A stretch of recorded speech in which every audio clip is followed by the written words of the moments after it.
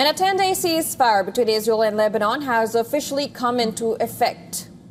And this raising cautious hopes of easing tensions in the region. Well, the truce, which was announced by U.S. President Donald Trump, began at midnight local time. The U.S. President announced the ceasefire following what he described as excellent talks with Israeli Prime Minister Benjamin Netanyahu and Lebanese President Joseph Aoun.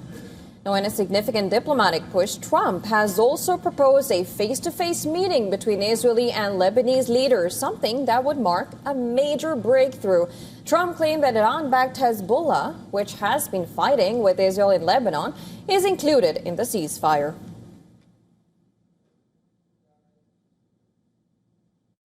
I think they will. I think it's going to be, actually, it's very exciting because it's 48 years. We're going to be meeting with Bibi Netanyahu, as you know, and the president of Lebanon. And I had a great talk with both of them today. They're going to be having a ceasefire, and that'll include Hezbollah. And I think it could be number 10 for me. Later in a social media post, Trump expressed hope that Hezbollah will act nicely and well during the 10-day ceasefire. Trump added, and I'm quoting him here, "It will be a great moment for them if they do. No more killing, must finally have peace." The U.S. State Department has published the details of the ceasefire agreement, including the potential for it to be extended by mutual agreement. The truce requires Lebanese government to take steps to prevent Hezbollah and all other non-state armed groups in its territory from carrying out any attacks against Israel. I think we will have an agreement between Lebanon, and they're going to take care of Hezbollah. But they're going to be working on Hezbollah right now. But we'll have an agreement between Israel, very importantly, and Lebanon. The president later said he expected Netanyahu and Aoun to visit the White House over the next 4 or 5 days. A top-level face-to-face meeting between the Lebanese and Israeli leadership would be a watershed moment for the region. Well, moments after the ceasefire took hold, gunfire was heard in Beirut's southern suburbs. It was believed to be celebratory, though not independently confirmed.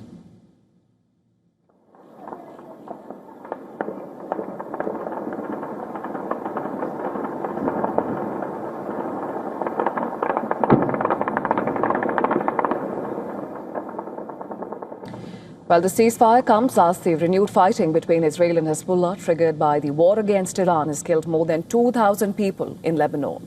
It has also caused widespread destruction and driven more than 1 million residents from their homes.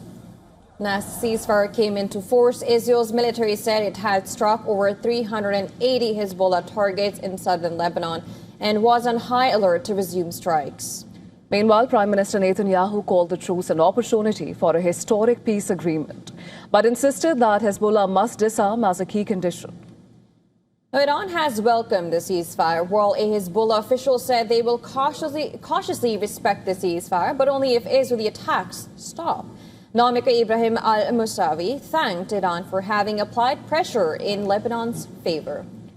Now, Iran has maintained ceasefire in Lebanon as precondition for any deal with the United States. The ceasefire comes as Washington says it is close to reaching a broader deal with Iran, potentially signaling a wider de-escalation in the region.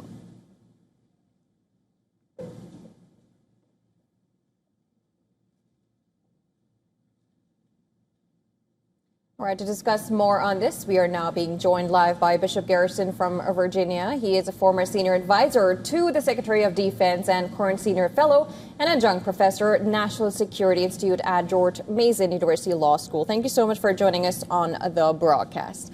Of course, I'll begin with the big statement. Of course, Trump announcing a ceasefire. Netanyahu reacting that, of course, he said that he called the truce an opportunity for a historic peace agreement.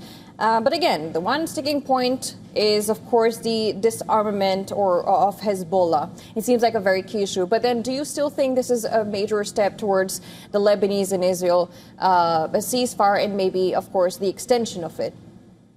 Good morning, and thank you for having me.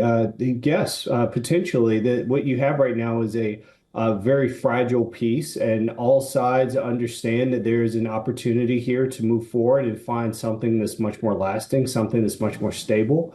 It sounds and seems as though that all sides are taking this very seriously and looking to lean on their seasoned diplomats in order to find that lasting peace. So it has the potential of being a historic moment.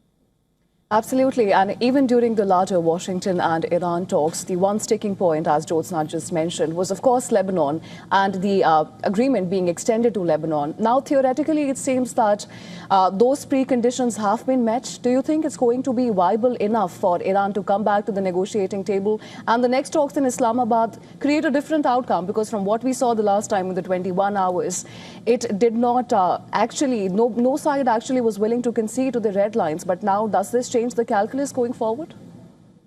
Potentially it does. Even as the ceasefire just hours before it went into effect in Lebanon, you still had some level of kinetic activity within the region with an additional 7 or 8 individuals, unfortunately, killed during that. So you still have the potential of this, quite frankly, at one or multiple sides taking issue with some type of action that takes place and it falls apart. That is why this is so fragile. But at the same time, as we've mentioned, there is still a lot of opportunity here. You have Iran coming back to the table. You have talks about what's going to happen with their uranium.